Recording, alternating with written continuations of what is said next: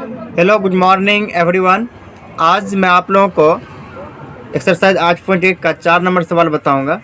चलिए सवाल की ओर हम लोग बढ़ते हैं। क्या है, आप लोग भी अपने एनसीईआरटी बुक में देख सकते हैं। सवाल क्या है, यदि 15 कोट ए बराबर 8 15 कोट ए बराबर 8 हो तो साइन ए और सेक ए का मान ज्ञात करना है। साइन ए और सेक ए का मान ज्ञात करना है। सबसे पहले हम लोग इसमें एक त्रिभुज बनाते हैं।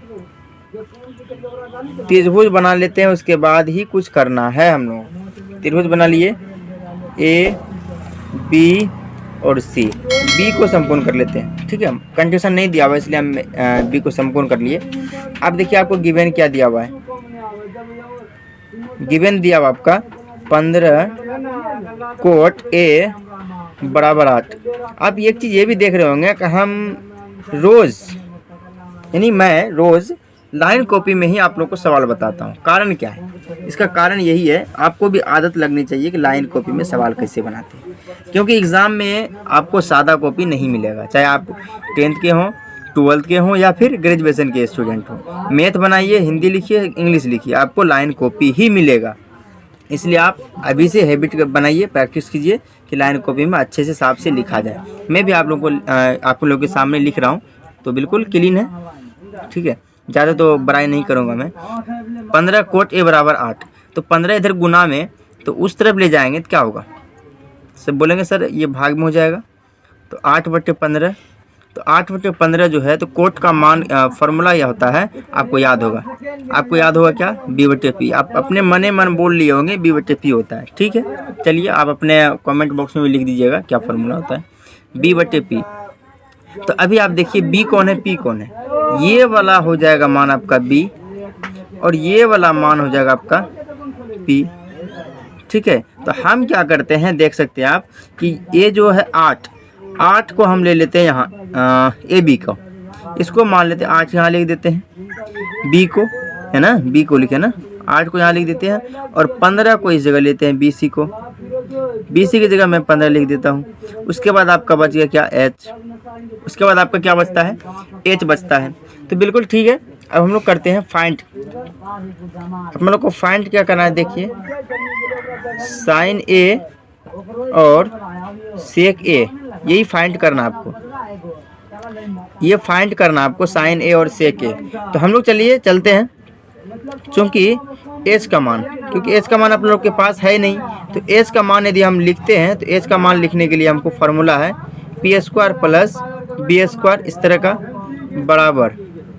इसको देख लेते हैं, p का मान आपका कितना दिया हुआ, 15 का यदि हम वर्क करते हैं, फिर प्लस 8 दिया हुआ b का मान आपका, तो b का वर्क करेंगे, फिर अंडर रूट करेंगे, 15 है 225 हो जाएगा आपका, प्लस में हो जाएगा आपका 64, इधर कर लेते हैं, रूट में हो जाएगा आपका 289, फिर इधर ही लिखते हैं 289 का हम लोग यदि वर्क करते हैं, 17 गुना 17 हो जाएगा, 17 17 289।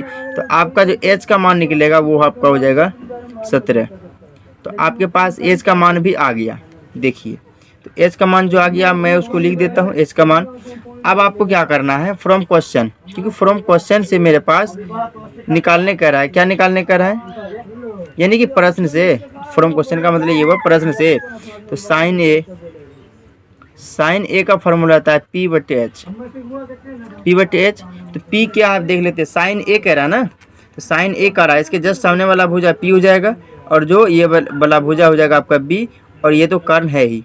तो मेरे पास फॉर्मूला है p/h। तो p आपका 15, p आपका कितना हो गया, 15 हो गया ना, ठीक है। उसके बाद आपका h हो गया कितना, 17। तो ये आपका हो जाएगा कितना, 15/17। ये हो जाएगा आपका p का मान 15 और h का मान आपका 17। ये हो जाएगा आपका आंसर, ठीक है। अगला देखिए आप, एंड करके हम लिख लेते हैं। एंड आपका दिया हुआ है सेक ए का फॉर्मूला आता है h/b। यदि आपको याद होगा तो आप जानते होंगे, क्योंकि कोस का होता है b/h, तो कोस का अपोजिट सेक का जो हो जाएगा h/b। तो अब देखिए सेक ए करा, ये भी एक करा, जिसके जस्ट सामने वाला भुजा p हो जाएगा, ये वाला b हो जाएगा और जो बचा वो h हो जाएगा। तो h/b, h का मान आपका 17, b का मान आपका 8, तो 17/8 ये हो जाएगा आपका 17/8। ये होगा आपका आंसर। आप चाहें तो आप इसका जो स्क्रीनशॉट मैं अपने ग्रुप में भेज देता हूँ, जो स्टूडेंट हेल्प का ग्रुप बनाया मैंने, तो वो आप जो भेज देता हूँ उसमें, ठीक है। यदि आप लोग जुड़े हुए हैं तो आप लोग उसमें भी देख सकते हैं, आपके पास नोट भी रह जाएगा।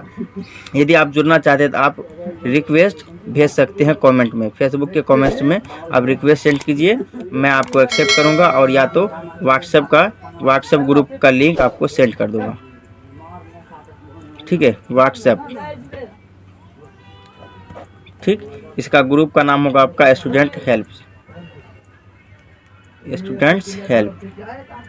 यानी सिर्फ और सिर्फ उसमें स्टूडेंट का ही हेल्प होता है और किसी का नहीं।